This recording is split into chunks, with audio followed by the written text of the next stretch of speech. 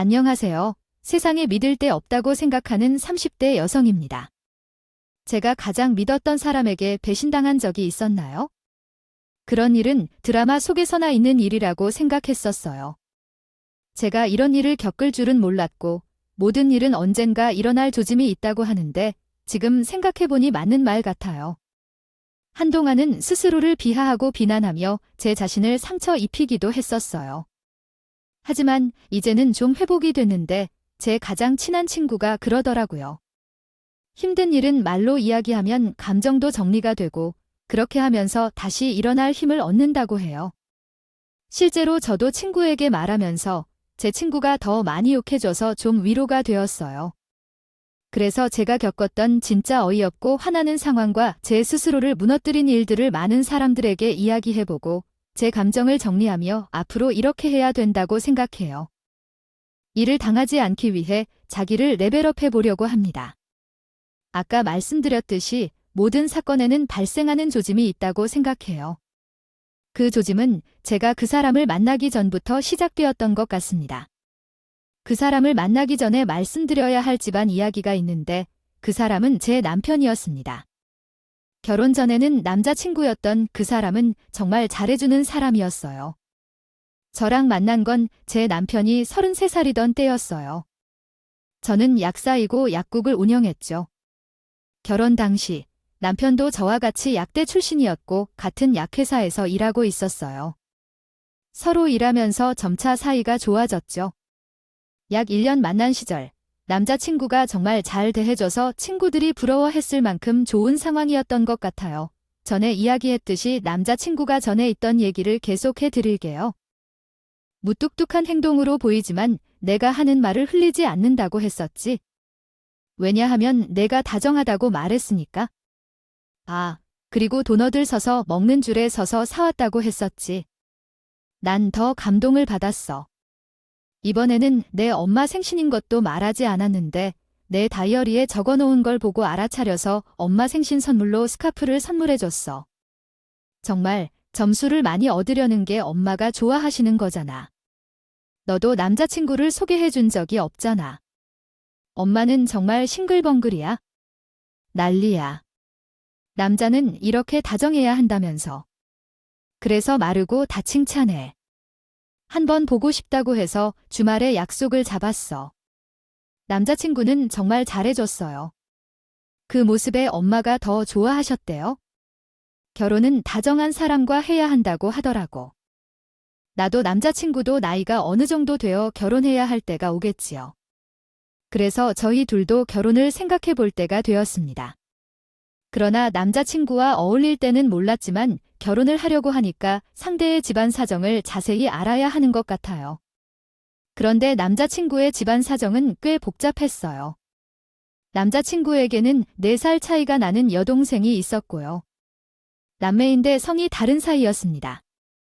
우리 엄마는 나 초등학교 때 재혼을 하셨고 내 아버지는 어렸을 때 돌아가셨어요. 엄마는 혼자서 날 키우느라 어려움을 겪으셨는지 연애를 하다가 재혼을 했어요. 동생은 두 번째 아버지와의 사이에서 태어난 아이예요. 엄마는 똑같은데 아버지만 다르다는 거죠. 아, 그래서 그게 내 동생 얘기가 많이 나왔었죠. 나는 그 부분에서 남매 사이가 좋다고 느꼈거든요. 괜찮은데 그 악취만 마시기 시작하면요. 우리를 많이 괴롭혔던, 그래서 우리 셋은 똘똘 뭉쳐야 했어요. 동생은 이런 현실을 싫어해서 일찍 결혼을 했는데 아이가 나쁜 아이였어요. 바람을 피우고 위자료 한 푼도 안 주고 이혼을 했어요. 내 동생은 지금 자식이 있는데 경력 단절 때문에 힘들고 말이에요. 저는 겨우 방을 구해서 거기서 아이를 키우며 살고 있어요. 부모님 집에 안 가서 잘한 일이에요. 그렇지 않았다면 조카는 어떨지 알 수 없으니까요. 부모님은 모두 돌아가셨어요. 엄마는 교통사고로 먼저 돌아가시고 새아빠는 엄마가 돌아가신 후에 맨날 술을 마시다가 심장마비로 돌아가셨어요. 듣는 사람한테도 참 힘든 이야기였죠. 남자친구는 항상 밝고 긍정적인 가치관의 소유자라고 생각했는데 이런 아픈 과거가 있을 줄은 몰랐어요. 평소에 남자친구가 여자 생각을 많이 하는 것 같아요. 동생이 걱정이 많은 줄 알았는데 이런 집안 사정이 있는 줄은 몰랐어요. 그때만 해도 결혼하면 나도 신우를 잘 포용해 주어야지. 이 두 사람이 상처받은 일들을 빨리 잊을 수 있도록 나도 도와주어야 한다는 마음뿐이었습니다. 남편은 다른 가족들이 없어서 신우를 만났었는데 저에게 진심으로 이런 말을 했었어요. 아, 우리 오빠랑 결혼해줘서 고마워요. 오빠가 자신은 결혼 안 할 거라고 했었어요. 자신의 불행이 끝나지 않을 것 같은데 누군가와 이런 불행을 함께하고 싶지 않다고요. 그런 우리 오빠 생각을 바꾸게 해줘서 정말 고마워요. 진심이에요. 아, 그렇게 말해줘서 고마워요. 승원 씨가 좋은 사람이라서 결혼하고 싶었어요. 우리 엄마도 제 오빠도 모두 승원 씨를 좋아하고요. 우리가 힘을 합친다면 잘 살 수 있을 거예요. 결혼해서도 재밌겠네요. 승재 씨가 잘 챙겨주실 테니 우리는 화목한 가정이 될 거예요. 그날은 신우의 아이도 함께 왔었는데 아이는 말이 없고 조용한 성격이었어요. 괜히 그 아이까지 눈에 띄더라. 결혼하면 든든한 새언니가 되어야지, 또 조카들에게 다정한 외숙모로 있어야지 했습니다. 결혼 준비는 정말 깔끔했어요. 부모님은 계시지 않으셨고 제 엄마만 계셨는데 상의할 때 여러 사람들이 있어서 편했어요. 하지만 엄마는 오빠를 결혼시켰지만 제가 막내이기도 하고 유일한 딸이라 부러워하지 않고도 잘 보내주고 싶어 하셨어요. 결혼식도 호텔에서 하고 드레스도 여배우들이 입는 그런 고급 드레스를 입었고 스튜디오 촬영도 화보집으로 남겼어요. 화려하게 해보고 싶었지만 남자친구는 소박하게 하자고 했어요. 그래서 엄마는 많이 서운해했었어요. 이렇게 소박하게 막내딸을 추천할 거라곤 상상도 안 해봤다고, 딸은 결혼에 대한 로망도 있고 하고 싶은 것도 많았다고 합니다. 그런데 솔직히 예비 사위가 마음에 들지 않는 부분도 많아 부모님도 못 만나고 돈도 별로 없는 부분도 걱정이 되고 있어요. 그렇지만 직장이 탄탄한 걸 보면 성실하게 살아온다는 생각이 들어요. 무엇보다 우리 딸을 잘 대해줄 거라는 것만 믿고 보내려 합니다. 엄마야, 우리 예비 사위를 이해해줘서 고마워요. 우리 딸이 결혼해서 정말 잘 살 것을 믿고 지켜봐줘. 엄마가 많은 부분을 양보했었어요. 그러나 계속해서 이해해야 하는 부분이 많았죠. 집을 구하는 과정에서도 남자친구가 선택한 것들은 저에게는 너무나 생소했지만 저희 엄마와 아빠가 그 결정을 좋아하실 거라 믿습니다. 친구가 솔직하게 돈이 부족하다고 말했어요. 손안에 2천만 원만 있는 상황에서 원룸에서 출발하자고 제안했어요. 제게는 집의 크기가 크든 작든 상관없었지만 엄마께서는 역시나 크게 화가 나셨어요. 그래서 남자친구를 집으로 데려오게 되었는데 무엇을 포기해야 할지 서운하지만 어쩔 수 없는 상황이었어요. 예식장이 호텔에서 한다면 좋겠고 안 한다면 괜찮았는데 너희 둘의 집이랑 참 다르다. 원룸에서 신혼집을 만들 생각이고 돈도 없는데 결혼을 어떻게 할 생각이냐는 엄마의 말에 상처를 받았어요. 이런 상황이 아직 준비되지 않은 것인지 나도 모르겠었어요. 그런데 내 딸이 이런 상황이면 주지 않아야지. 엄마는 왜 그래요? 우리 둘이 사는데 집이 크든 작든 상관없는데 나는 청소하기 좋아요. 행복이라는 것은 크기와 비례하지 않는데 왜 그러는지 이해가 안 가요. 제 힘든 형편을 어떻게 아시고 동생에게 말씀하셨나요? 챙겨야 할 것은 알겠지만 이런 경우가 너무 드문 것 아닌가요? 동생은 빌라를 얻어주고 결혼할 사람과는 결혼 후에도 원룸에서 살겠다는 게 말이 되지 않잖아요. 이런 식으로 결혼한다면 그냥 결혼하지 말아야 할 것 같아요. 동생과 살면서 엄마의 말도 이해가 됐어요. 솔직히 동생이 집을 얻을 정도이면 남자친구에게도 그만한 능력이 있다는 거고 우리 신혼집인데 이렇게 얼렁뚱땅 넘기는 것 같은 느낌이 들었거든요. 엄마가 그 부분을 깔창하고 말했지만 남자친구는 말 잘하는 사람이에요. 혼란스럽지 않고 자신의 생각을 잘 표현했어요. 장모님은 저에게 실망하셨을 것 같아요. 지금까지 동생과 둘이라 동생을 보살핀 적이 많았거든요. 하지만 결혼하면서 우리 두 사람의 가정을 가장 중요하게 여기고 내 가정의 책임을 성실히 다할 것입니다. 그 부분에 대해서는 걱정을 덜어도 됩니다. 그런 생각과 태도는 좋아요. 그렇지만 그것은 근본적인 가치에 대한 이야기고 현실적인 문제는 어떻게 해결할 건가요? 사실 결혼은 돈이 아니라 서로 마음이 잘 맞아야 트러블 없이 잘 살 수 있다고 생각했습니다. 돈이 많아도 불행한 사람들이 많습니다. 제가 말한 대로 동생이 어려움을 겪어서 그 사람을 만나기 전에 모아놓은 돈을 동생 집 구하는데 다 썼습니다. 하지만 난 돈을 잘 벌고 금방 모으는 스타일이에요. 비록 지금은 원룸에서 시작할지라도 몇 년 뒤에는 풍족한 집에서 장모님을 맞이할 거예요. 지금은 아마 모자랄 것이지만 조금씩 보충하며 좋은 모습을 보여드릴 거예요. 장님, 우리가 부자처럼 살지 않고 함께 행복하게 사는 것이 기쁠 것 같습니다. 화목하게 잘 지내는 모습을 더 원하시는 거죠. 장모님과 우리 정은이 함께 잘 지켜볼게요. 조금만 기다려주세요. 아휴, 그래요. 결혼은 부자 되려는 것이 아니에요. 마음의 결실이고 부모가 독립을 하는 것이죠. 알았어요. 지금은 부족한 부분을 드러내려 하지 않겠습니다. 대신 열심히 일해서 조금씩 더 나은 삶을 꾸릴 수 있겠죠. 꼭 발전하게 될 거예요. 알았어요. 엄마는 예비 사위의 진심 얘기에 마음을 움직였고 나도 마음이 움직였어요. 지금은 중요하지 않아요. 앞으로 10년, 20년 뒤에 더 잘 사는 게 목표였어요. 불안했던 엄마의 마음은 다시 잔잔해졌어요. 하지만 불안해하는 상황이 생겼어요. 예비 신랑이 그때를 이해해준 엄마의 마음이요. 엄마도 마음을 바꿨지만 결국 딸이 원룸에서 생활하는 것을 싫어하셨나 봐요.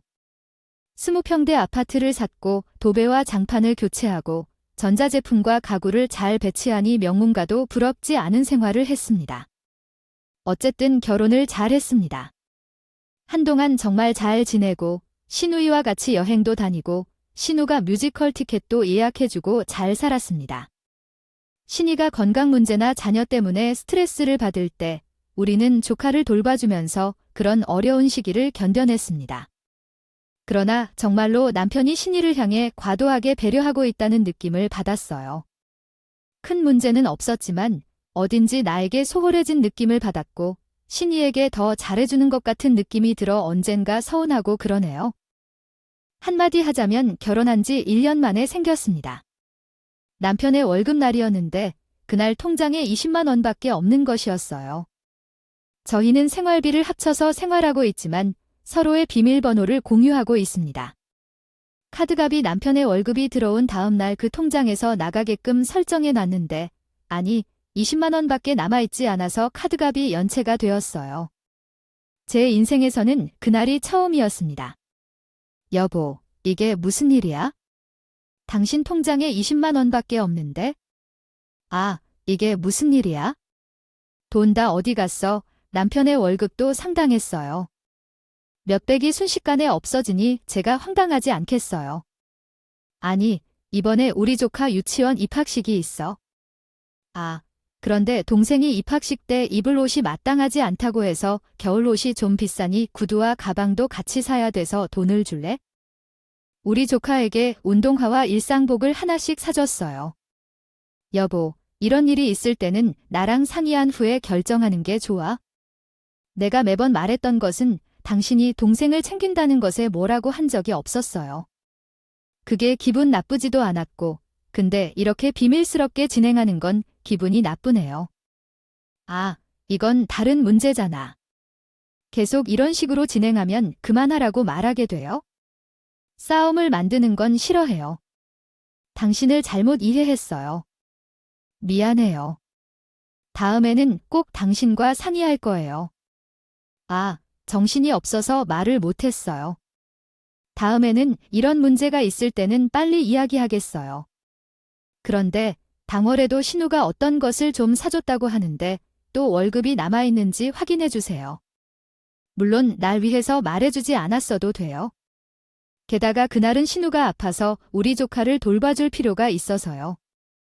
아, 파지 얘기해야 할 것이 있는데 왜곡적으로 2개의 오물을 파고 있어 나한테 걸렸던 게 잠깐 뭐야? 너 우리 회사 사장이랑 바람 피우고 있었어. 아니, 언제부터 나랑 그전부터 연락하고 있었어. 내가 사원이 되었다가 과장이 되자마자 너에게 연락했던 게지? 그런데 우리 사장이랑 내가 어떻게 바람을 피웠는데 그게 나랑 만나는 동안에도 그런 소문이 퍼지겠지? 맞지? 그래, 둘이 안 봐도 뻔하지. 오피스 와이프님 몰래 바람도 피우고 출장이라는 핑계로 법인 카드로 데이트도 했겠지. 그걸로 걸린다던데 법인 카드 아니면 출장비 영수증 청구로 말이야. 한번 조사해보면 뭘 숨길 수가 없는 문제지. 아니야, 우리 남편도 참 대단하다. 여사장을 끌어내리고 몰아내려놓으면서 자기 똑같은 짓을 하면서 약점을 스스로 만들고 있어. 아이고, 오빠, 저 여자 말만 듣지 말고 내 말도 좀 들어봐. 그래, 솔직히 말하면 처음 회사에 들어왔을 때는 오빠랑 오랜만에 보고 좋아서 나도 잠깐 놀람을 했던 건데, 나도 양심이 있으니까. 아니, 어떻게 유부남이 오빠랑 계속 그렇게 만나? 오빠가 그리고 진짜 나랑 만나려고 와이프랑 이혼할지 안 할지도 모르잖아. 나도 그럼 보험 하나는 들어놓아야 하는 거 아니야? 오빠만 와이프 낳고 바람 피라는 법이 있어? 오빠한테 내가 보험이었어요. 될 바에야 차라리 돌식 남이 나일 수도 있겠다 싶어서 천천히 알아가던 거였지. 진지하고 이런 사이까지 가지도 않았다니까. 아니, 그걸 시발이라고 내가. 언제부터 그런 양심이 있다고 그러냐? 막말로 말해. 지금까지 내가 이렇게 뻔뻔하게 내 와이프와 함께 삼자 대면하면서 들뜬 모습을 보여줄 수 있었던 건 어떻게 얘기하는 거야? 이제 와서 어떤 양심을 얘기해? 아니, 그리고 당신은 대체 우리 사장의 여자친구가 있었다는 걸 어떻게 알고 있어? 나도 모르는 사실을 어떻게 알고 있냐고. 당신은 어떻게 사장이랑 먼저 알아서 따로 연락하는지 알아? 남편은 자기 자신도 모르는데 나는 어떻게 알고 있냐고. 당신, 우리 사장한테 밝혀진 게 없으면 부끄러워하셨으니 내가 어떻게 알아? 여자 눈으로 좀 봐달라고 하셔서 사장님이 살렸다는 게 말이 되냐? 쓰레기 같은 사람들아, 내가 어떻게 알았는지는 내가 안다. 뭐, 그렇게 물어봤다고 해도 그런 건 남편이 모르는 게 당연하지 않겠냐고. 남편이 없을 때 사장님이 제게만 여쭤보셨던 거니까요. 사실 남편이 부사장으로 승진 발표를 받기 직전에 사장님이 저와 남편까지 불러 셋을 해식사를 했었어요. 내일 인사팀에서 인사 발령을 메일로 보낼 거야. 강 부장 씨가 이제 부사장으로 임명된다고 하더라고요. 그래도 당사자들은 미리 알아야 하니까 오랜만에 이렇게 함께 술을 한잔 했네요. 아이야, 강 부장 씨가 그건 내조한 대답이었고 아이 있었던 것처럼 나에게도 해장국을 대접해주느라 수고 많았습니다. 그건 정말 힘들었어서 결례가 많았습니다. 이제 진짜 다 왔어요. 앞으로도 잘해봅시다. 아이야, 사장님께서 정말 이런 자리까지 주실 거라고 생각도 안 하고 바라지 않았어요. 저는 정말 사장님께 충성에 다하고 존경했습니다. 게다가 인정을 빠르게 시켜주셔서 벌써 부장님께서 감지하셨다는 것도 알겠는데 부사장 자리까지 사장님께서 이렇게 빠르게 제가 부사장 자리에 앉아도 된다고 해주실 줄은 몰랐는데 아이 사장님 정말 감사합니다. 아휴, 아니에요.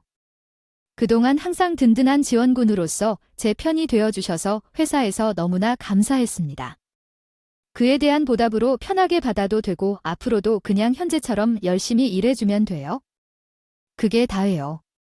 자, 한 잔 받고 근데 그날 사장님과 제 남편이 어느 정도 대화를 나누고 있는 중이었어요. 남편이 잠시 담배를 피우기 위해 자리를 비운 사이에 사장님께서 제게 부탁을 하나 해주셨어요. 경서 씨, 저 좀 나쁘긴 한데 뭘 좀 잠시 부탁드려도 될까요? 아이 네네, 그럼요. 말씀하세요. 남편한테는 부탁하기 어려우신 일이에요. 아이, 그게 아무래도 여자 일이니까 여자 눈으로 좀 봐주셨으면 해요. 제 생각에 보기엔 정확하진 않을까 해서 강경 실장께 물어보기가 조심스러웠던데 사장님이 여자 사진이랑 주고받은 카톡들을 보여주신다 하셨대요. 어머, 무슨 일인가요? 사장님께서 요새 새로 만나시는 분이 있으신가요? 이분 정말 어려워 보이시네요. 그렇죠. 걱정이 되네요. 이 사람이 돈을 보고 다가온 건지 아니면 진심이 있는 건지 잘 모르겠어요. 문자 주고받은 거 보면 여자들의 시선이 좀 다른 것 같아서요. 한번 찬찬히 살펴보시고 솔직하게 얘기해 주시면 정말 고맙겠어요. 어머, 미인이신데 나이가 많이 어리신 거려. 어디서 어떻게 만나셨어요? 그건 제일 중요한 거죠.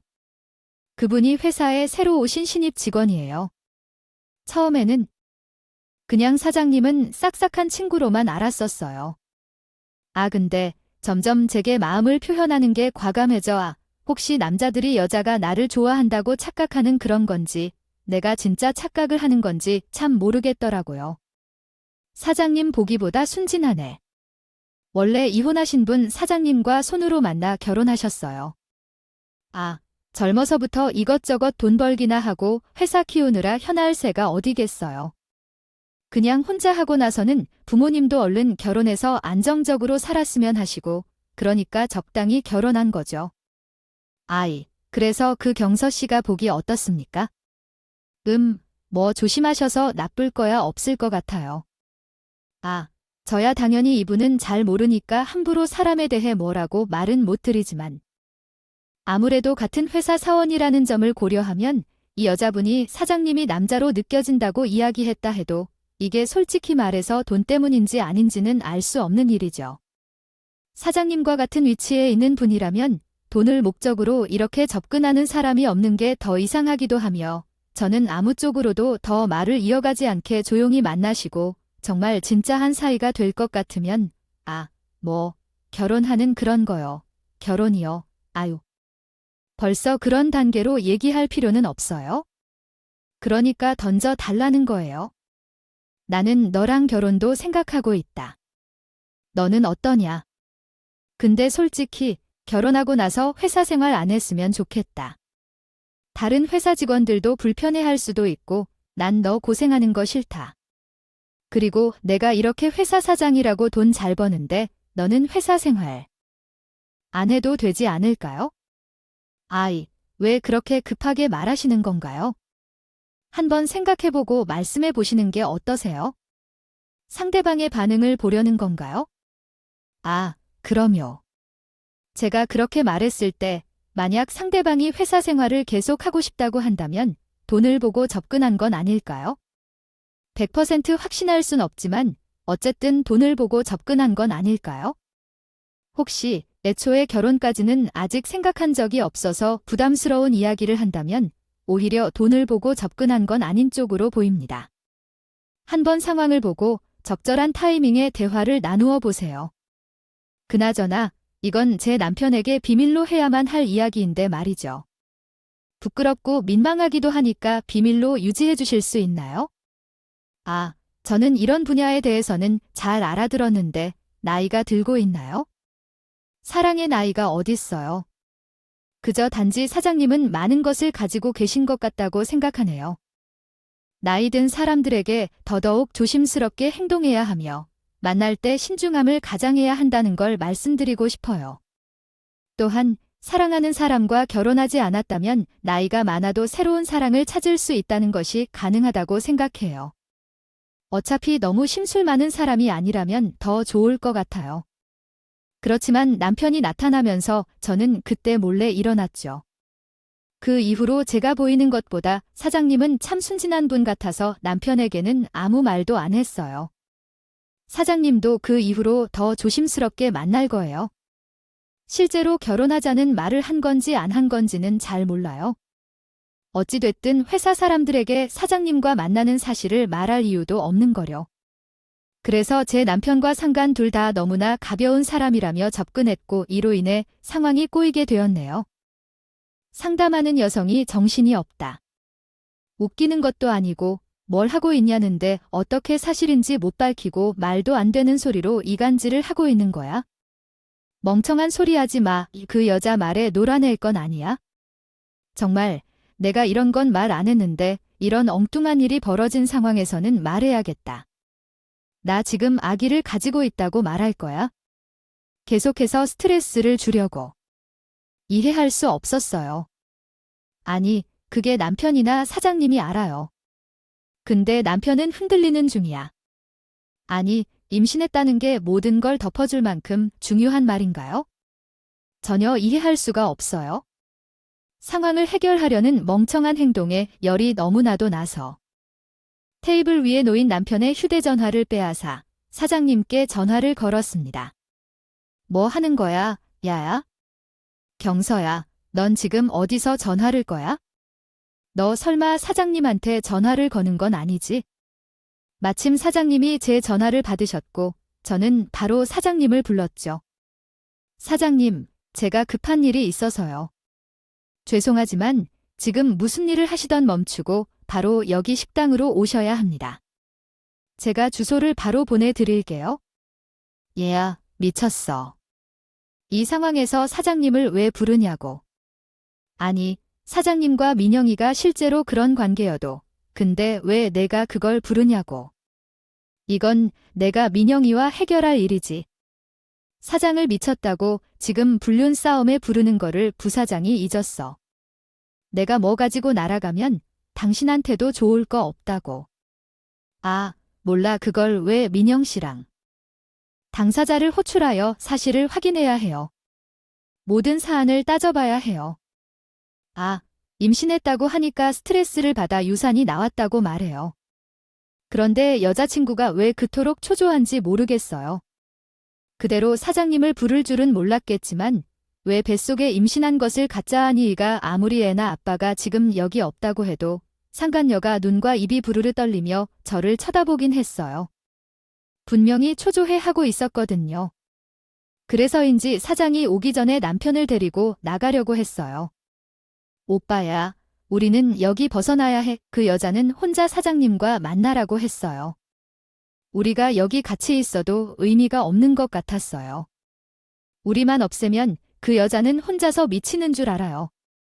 어떤 증거가 있나요? 우리가 여기서 만났다는 증거도 없이 갑자기 남편과 함께 의심을 느끼고 있는 것 같아요. 둘이 밥을 먹다가 여자가 사장을 부른다며 만나자고 나가자 하자. 그러니까 내 말이 들리지 않나? 상건녀는 남편이 화를 내는 것을 막으려며 식당을 나가자고 계속 끌어당기고 있었어요.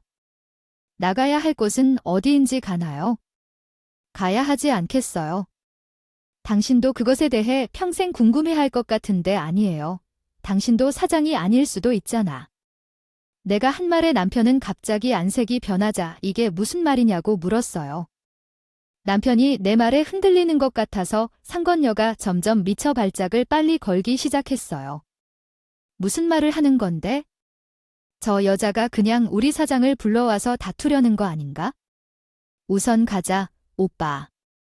거기서 사장님께서 오시면 어떻게 할 거야? 나는 회사에 어떻게 다녀야 하는지 말하고 있는데 남편은 또 자기 아이가. 의심이 한 번씩 싹 드니 쉽게 지울 수가 없는 건 아닐까 싶어요. 아닌가 싶어요. 경서 앉아봐. 왜 입에서 계속 잊었다 이야기가 나와? 네, 아빠가 나한테 맞는 게 맞아.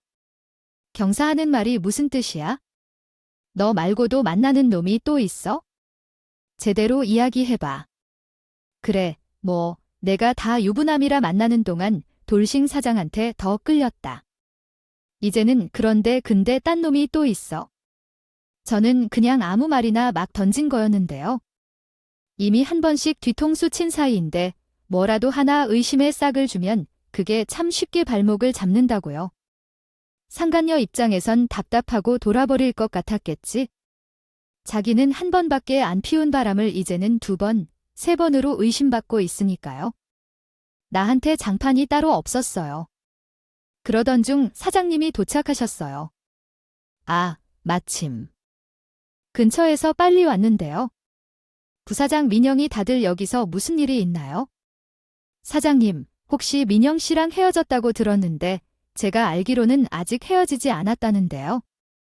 아니, 민영 씨가 아이를 가졌다는 소문이 있어요.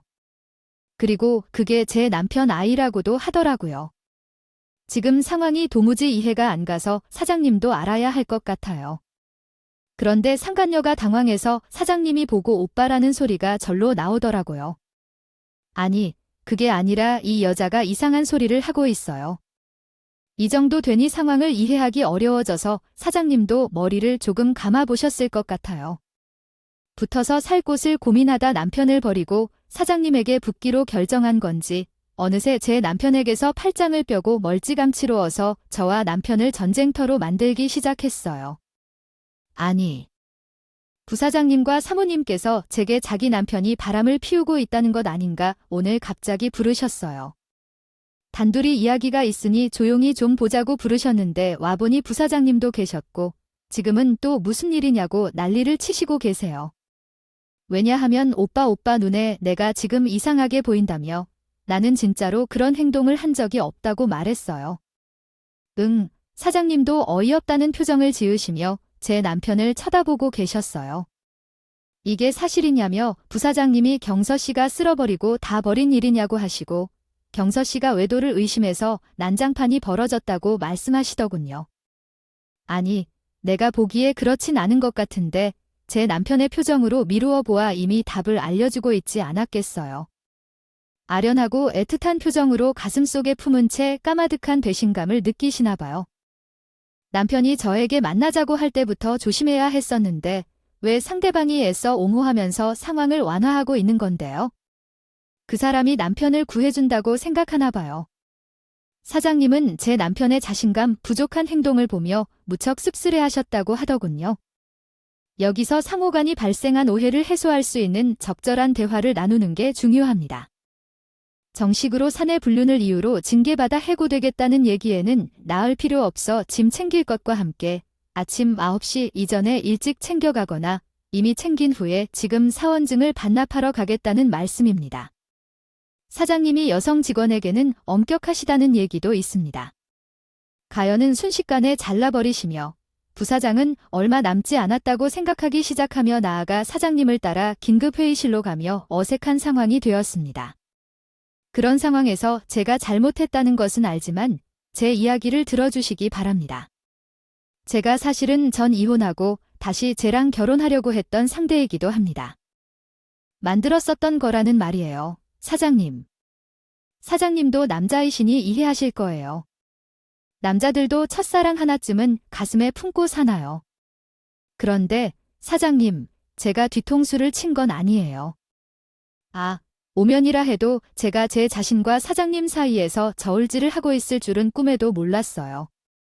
상관녀도 울면서 오빠라고 부르며 사장님을 쫓아나가고 애초에 어느 오빠를 부르는 건지도 모르겠지만요. 저는 두 연인이 떠나가는 걸 지켜보고 조용히 집으로 돌아가서 이혼 서류를 작성하고 애를 데리고 친정으로 나왔어요. 적당한 나이에 적당한 집안을 만나 결혼했는데 그래도 못 살진 않았다고 생각했는데 남편이 그렇다고 하겠어요. 부사장이 되고 난 후 자기 새끼고 나발이고 눈에 베이는 게 하나도 없어요. 앞뒤를 가리지 않고 냅다 차는 여자를 의미합니다. 나를 용서해주기 위해 보여준 죄값이 삶을 엉망으로 만들었습니다. 내가 잃은 것은 그렇게 비싸지 않았다고 생각합니다. 자식에 대한 애정이 없고 가정에 대한 충성심과 책임감이 없던 사람과 함께 살았다는 게 내 삶이 허탈하고 비어 보이게 합니다. 남편은 아무런 가치가 없는 사람이라 생각했지만 결국 이혼 소송을 진행했습니다. 남편이 소송을 철회하도록 어머니에게 무릎 꿇고 부탁하기에 이르렀는데 경서야, 어머니야, 정말로 제가 미쳐버렸다. 처음으로 부사장이 되어보고 그런 마음이 든 게 아닐까? 온 세상이 저를 도우려 하고 있는 듯한 느낌이 듭니다. 그래서 그냥 충동적으로 그 여자에게 빠진 것입니다. 한 번만 이해하고 용서해 주시면 정말 죽을 때까지 충성하며 사는 사람이 될 것입니다. 거의 결혼까지 이룩할 뻔했던 여자였습니다. 눈에 아름다움이 그려져 나도 당신을 사랑해서 결혼했다고 하는 거겠지? 아니야, 그렇지. 당신은 그러한 부사장 자리도 가지고 있으니 무엇 하나 빼비는 거였을 것이라고. 지금 언제든 교회처럼 찾아뵙기 좋게 되어져 말해. 사랑이야. 그래. 솔직히 말하자면 우리의 결혼은 그렇게 시작된 건 아니었지만 우리에겐 하준이가 있었어. 당신은 하준이 아빠이고 나는 하준이 엄마였는데 단지 아이가 두 사람의 관계에 영향을 미쳐 이혼이 요구된 건 아니야. 하지만 너와 함께하면서 결혼이라는 고백을 받았어. 솔직해. 우리 아들의 이름이 예인의 입으로 나온 것이 자극을 줄 거야. 좀 더 해줘. 하준이 엄마라고 나를 불러봐. 지금 바로 경찰을 부를 테니까. 미안해. 하지만 생각해봐. 그 여자와 만날 때 결국에는 나는 장난감 취급 당한 거야. 사장님이든 어떠한 여자든 나로 대우받은 내게는 다 같았어. 거기야. 나는 진정으로 그때의 마음을 간직한 사람이던 그 애니를 호기심에 한번 다시 만나보고 싶었을 뿐이야. 당신도 이별한 연인 중 한 번쯤 다시 보고 싶은 사람이 있었을 거 아니겠어? 맞지 않아? 그건 머릿속으로만 생각하는 것과 행동으로 옮기는 것 사이에 쓰레기인지 아닌지를 가렸죠. 차이가 나는 거야? 그것이 쓰레기라고 말하는 게 무슨 소리야? 사랑의 진정한 의미를 알고 있는 사람을 그렇게 쓰레기로 만들어버리니까? 아이쿠, 정말로 실망스러워. 하지만 그게 결국 자기 변명이라는 걸 알아서 그만두고 싹싹 치우기나 하더니 됐어. 내가 실수했다. 내 잘못을 알아? 내가 쓰레기 같은 놈이었어. 그래서 지금은 너에게 용서를 구하는 것이야. 난 이제 그쪽으로 가보려고 하는데, 너무 소문이 나서 찾아보는 회사들이 다 발목을 잡아서 들어가지도 못해. 작고 작은 회사들이나 월급도 진짜 200도 안 돼 이런데 내가 너랑 소송하면 당연히 지를 거고 너 나한테 위자료도 얼마 못 받아서 내가 너 변호사 비용만 다 내도 내 월급 2석 달지는 될 텐데 위자료는 또 어느 세월에 받아.